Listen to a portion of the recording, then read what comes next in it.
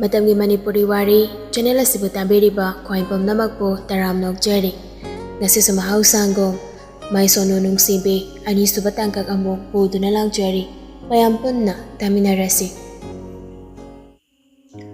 ikang kangauda tunglomdagi hek hairakpaduda laijasa khangpre khangnon thorakli saurup yengduna ngawbro tamo koinu khangine sayona jaksi jasena kawbanida Ijan nga sayday phoning may waramanina.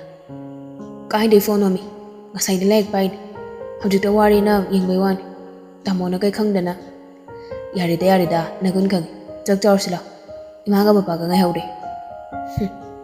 Ikon yung kang may type da. Kang ba dun na netro, nabung na haise. Kandila, wati ngang liyan, jagjaw si. Lagi, tamo na chalam. Kaya, kadabay na chatoy ba? Asiharaga lain juga makudo tapayraga chungbo chapot dauraga chakminakri. Lain jasa mabung galang na lang na makada kum tharakli. Lain jagi macam manaw si ani khagni mabung sayon ga maga kaktani. Imong manung gidi hendong ni na kun mamang natrabaso adum sel ga awada pa lain ma imong dinate. Lain jagi mapa Romes bank manager ni mamang hununa government school da ozani. Mabung sayon na hawjik MPSC gi exam thana matawin bani. Yangan bahan thoy ba madi yohen ba numdangi chak chawal loiraga ngaha conference sana duna wari sanay yohen ba na kaino ba sanla ba nang da ngasay school da toy dubo yangan ba na kadawri ba nga sakpa ba dupi ga say ko ta nga tanan da ng story hen thoy ba na aduni yang ngay asok ko ba matam say tinarak pa day ngasi faw da ne dupi da hanay yang da ba nang da kaino ba toy dubo Ado salama nang nukuda jari sibo karambano hai biadrida matam lakini ado ga hairake shia yam magun lehelida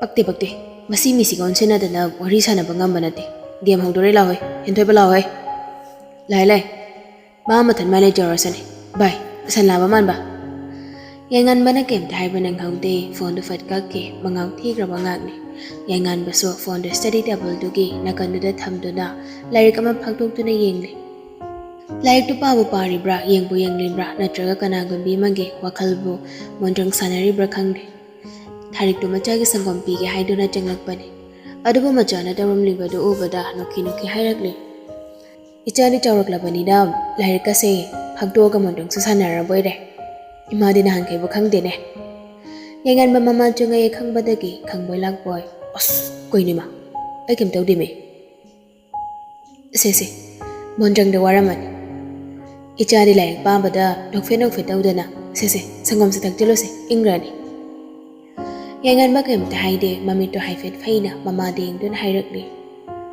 ima ai kara de nokfe taw ge lai pa bada yenga ga nok bane mama su sangom da piraduna hoida Lahir da no'ira, ama da no'ira. Icha na thokpa da huro. Icha say, bakang sa pari ni daw isa.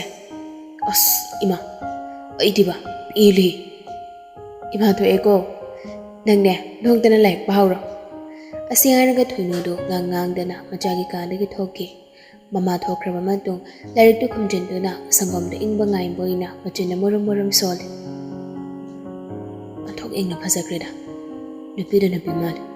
Manadon gado tumtak katawadan Laktak tawo mamito ni Khazay na kanda kutli pa dimpal duga Haife nuklak pa di Wah, ngawrida Ayan trib Nupaway magit hamoy kasi Pupiipit hari Matangi namit ni Nupaham do nga siri School na ngantaran siya si Hai do na lak ni Moy na lak pa do Kung nipal di tari Miyaman ni dagi hanalak na ramdri Nupaham do klas sa changlak laga pamli Hentoy ba do Yangan ba do ansala do na Lupa, school na hangkay di pung mapal da lumchat ban.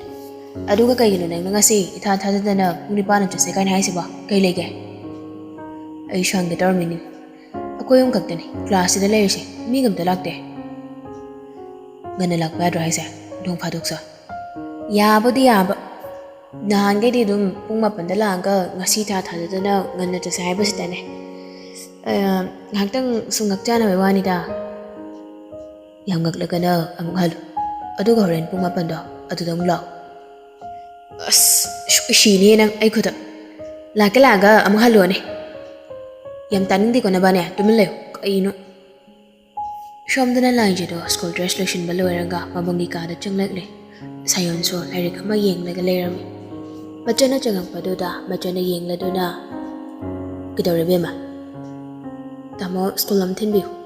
Babadu thabak jarkiban hale bang asidi. Hoi dress bat launa dong dorokigi. Aduga thilagi. Hoi. Laija shuma panda thokre sayon so dress do sasaloi selaga makada kum tharakle. Sumangda khamiba mabungi bullet da tongaga leire. Laijana leiriba maongdo yamna nokningni. Masam tangkai so bindi lolaga pulli masai khara masu thade. Jubaga melaga ayingba mande yingduna lei. Magi maongdo da mabung sayona noklaga hairakle. Kaigino nangna mangisina bema. Laijada mabungna khangawdan hairakpaduda khangprek khangna gari dudagi onthagi taw. Sayonda nga hawdagi onthaba magde ontha hawdri. Laljara sawrak tongna kaino tamo mi khanga lai duba ngawbro kaino khangdine. Pharidori boibongni. Yari nasakte min de ko lo hajina tong. Laija sumabungda mamit pai nengli aduga machin pairaga gari duda tongnakle. Ngayaki matu school yauri. Mana lakpada liglaga thoiga laklamdri masu tanna matanta class changlakle. Ngasayda nupi mabung ay charimba nupado di nupi mana lakpado bada harawna mamit ani do lain charim jarakle. Laja sa bench sa hangbam da pami mana pamli ba bench to yangan bahaingi nakanda hek thokle. Laja do fong khangdana ngahak ongduna mukle. Dongam khangdana lairik amok phagdokle. Yangan basu lain jana ngasayda dawri bado yengli bani maso. Nupi kaya basumat pangamba.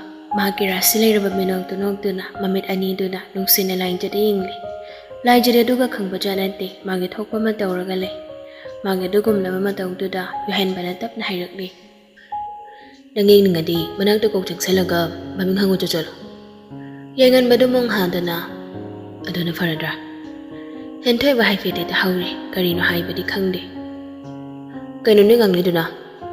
Kasyunate da ado bay asinupi si maming hango sira. Hentoy badu haraw na hoy law hango se yuhen bayangan badon shendo da law he sanla banang so kaino ni moy hom do lain tigi manag da jang sel lain jade moy hom na jangang padu da tingang kayeng tunale wadi ngang di magi do gumama taw do da oide yangan banan thamoy na penjaba yuhen mana tap na dangi ming kay gawke lain jagaw ado some friend me baya banatro Yai. Ado ay giming di kangamgira. Ay gina yuhen ba. Magin hentoy ba. Ado ga magina yangan ba kawani. Lain jay yangan ba da hay feding lagli. Yangan ba di lain jay nangga hay feding agpado da mihal ba jengga jengum ne. Wari sana ringi dan jado da liglaga thoy ga sulakli. Liglaga thoy ga do kungangakli. Yangan ba hoyng ga lain jay ga wari sana leram ba do da. Makuya ni jang silak ba do da lain jay na Yam tengay na nuay ni da. Mangay ba dani? Dahuni. Lai jay yuhen bahoy da kwa tindo na amok hayrakli. Ado, mga kang naw. Hoy, ay giming na toy. Mga na legla. Ado, nuay gidi. Moyam sumasama sa giming da hayrakli. Madam sumhaw kido na bel so dagri. Lupa hom do so moy mga pampam do da pamgri. Ligla, lai jay da onshala do na. Kaya nami kasi yam kang naramida, thazata na. Taning dehe, muna dyan nga gal tinasin harak pa ni. Says, handak say, para kay nom niko, yadi ko. Ato na dubi, para mo ngam niko. Nabani di, rasim yaw din na. Kinom daw re. Yung daga lehaw ba? Hoy, yawra kire. Ako di rasi kasi, amta yawra kire. Nadyan ni toy. Toy dunok lo do na, mani. Yari taning di ko. O jajanga ni, dumin lero. Yamwari ni bani. Hainari ngay kando da oza su janglakle oja jangak po boda satra mayam do wispinarakle. Good morning, sir. Morning, Pamo. Ngarang yung makado taktasi ko. Madam se kangawra. Nuiso yung da pasa na hono. Angang machana dri. Gyanta na si. Pare, larik po to. Aduga daktara si. Satra sing dumaso hainar ba daw da larik to po thorakle. Oja do sa larik tak pa hawkre. Nasi ngarang siya ngan ba o dyan natak paparado irog sende. Lamhel na mamit ani do na lajara do mag-yeng le. Handang matangsi, nupa oiba mahangte, nupisi ke wakalda angangbo olabani. Kari mayay muchen mano kangde. Nupa mabu ngawaliba nupi esi. Nantoi basu kari bukan mano kangde, matumta wakal pangsara sagale. Aduga yohen bade, mana thokpa madumagle. Maghain babu nong mangi karan ngang hongdrade, laibangam dabasi kangde. Hentoi basu mangayde. Lanjoy do jana tagliba parando yamuna tari. Somdana yaifado, ngarang dagi tumba jaba kanglak drabani. Lanjagi masak turubadagi ngasi sumangay, class manungda mapasana pangwo pambangamde. Break matam ngay bada awamba mo oire, yaipagi matawduda mamanaba kisan na hayragli. Kaino na ba, kadaw raha ba no? Dang nasado, normal may yoyo judo ba? Yaipaba na, ay ba, kasi daw din na. Nagun kangi ko, kaino haro? Kayam na timi ba? Natraga nang gisay, ngarang angang do, tengaru ba dayro? Yaifado kang berkangi, siya na aseng baharak pa doda. Ado ka pakat na lalataw na hayrakli. Nate, kaino ni nangso. Miyangang doda ay nagay kandorige. Bay, nagun kangi. Nasi ngarang na tinirak pa nate kadarage. Nang kalido, yay. Yay hay sini ko ina. Yay pabaso pa ilay talong thorakli. Hay, sak, nukta na story. Nang nga mo ko. Yari si. Ado, haren break da, hay feta chalo sira. Ibo, break na nadro. Ako ay house meeting na ito. Yaro ni Prabhu. Lefa ba do shokla do na? Pili, kari daw nukhang de. Pen kino. Karim na rakanu ko. Isyan do wawagan og salagli. Kung karahaw kri. Break matam de. Yangan ba koy so. Lanjoy gi manang to do changla do na hayragli. Lanja, kiti na chatoy ra. Hay, chatoy ni. Ando de, chaminagrasi. Kishum kada ba na draw? Kaidi. Makoy mayam da sumwari sanar kalang pani tungdagi kanagumba mana lanjida kaurakli. Laja, kaurakli ba konjala do kanana haidana makoy pam namag tung ontok na yung thorakli. Nofetaw do na kisanga yaifabaga do liyap na layrami. Tasing na nga si 12 ki house meeting laybani. Ado ba lang joning mandana o sasing da toilet jalo ga hajalam langga kisan galang pani yaifabado. Langja na kahagida da. Kanda na chatoy ra.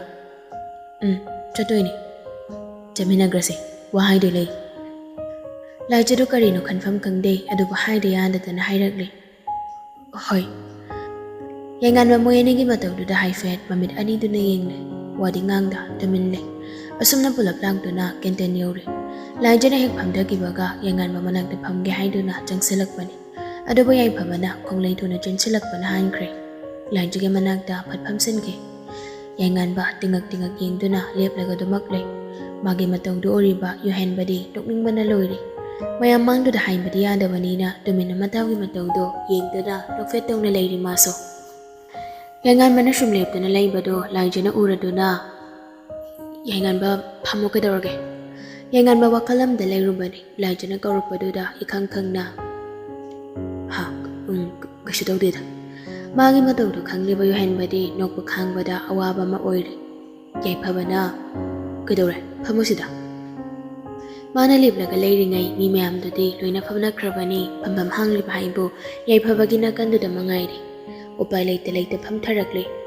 Kay jasiga. Yohen ba na kay no apamo do haro hekta lay taragan na layra ba na edi. Is, yampay ko. Layro do di. Yohen ba na Utharage mea ngak nay biramo ko. Yohen baso chapalaw ni hay do na jatkri. Ligla na kisan doon siya do na. Ngarang di tatagi ming sangawri. Kay ming gaw dada. Kisyan na fit katawra do na pagiway kay hayrakli. Ngarang di ko yung ifabaga wari sanarikanda ay yawe pabaga mo kay sanay. Ay na may managda adok pa sinalari do ming kahangag tene. Aduga nga sidi ay siguro mali ming gasyang ngay. Toy na. Sauna dada. Ngarang marang babam taw hewdri anday ni kadaw sawjar ne ge sawde bing bodi kisan kawi o ado akoy gidi khanga manida khangi la jodo yai fa badon chalan do na data na haini haido kaiwan yai fa badon fit kadaw do na kashina deda nanga number da lawga ha gidaw ni yangan bado yai fa banan number lawga hai bado da mamit to khanging yeng Mathamoy do prok jakli mayay pabado so amuk sound ningli. Madupom na magyohen badi kangli bani. ꯋꯥꯉꯥꯡꯗ ꯇꯨꯃꯤꯟꯅ ꯂꯩ ꯃꯥꯗꯣꯗꯣ ꯂꯥꯏꯖꯥ ꯂꯂꯠ ꯇꯧꯅ ꯍꯥꯏꯔꯛꯂꯦ ꯀꯩꯒꯤ ꯅꯝꯕꯔꯅꯣ ꯗꯗꯥ ꯁꯨꯝ ꯏꯆꯝ ꯆꯝꯅ ꯂꯧꯒꯦ ꯍꯥꯏꯕꯅꯤ ꯌꯥꯗꯕ꯭ꯔꯣ ꯀꯩꯁꯨ ꯀꯥꯏꯗꯦꯗ ꯅꯪꯅ ꯌꯥꯅꯤꯡꯗ꯭ꯔꯗꯤ ꯌꯦꯡꯉꯟꯕ ꯋꯥꯈꯜꯗꯨꯗ ꯃꯊꯟꯇ ꯈꯟꯖꯩ ꯄꯤꯔꯨꯅꯨ ꯁꯛꯇꯥ ꯅꯨꯡꯁꯤꯗꯦ ꯁꯤꯌꯥ ꯏꯆꯝ ꯆꯝꯅ ꯅꯝꯕꯔ ꯂꯧꯒꯦ ꯀꯥꯏ ꯆꯨꯡꯖꯥꯏꯐꯝꯁꯦ ꯀꯥꯏꯅ ꯈꯪꯗ꯭ꯔꯤ ꯑꯩ ꯈꯨꯠꯇ ꯉꯁꯤ ꯃꯤ ꯁꯣꯏ ꯁꯤꯅꯤꯁꯦ ꯂꯥꯏꯟꯗꯁꯨ ꯃꯤ ꯃꯌꯥꯝ ꯃꯃꯥꯡꯗꯨꯗ ꯌꯥꯏꯐꯕꯗꯨ ꯏꯀꯥꯏꯔꯅꯤ ꯈꯟꯗꯨꯅ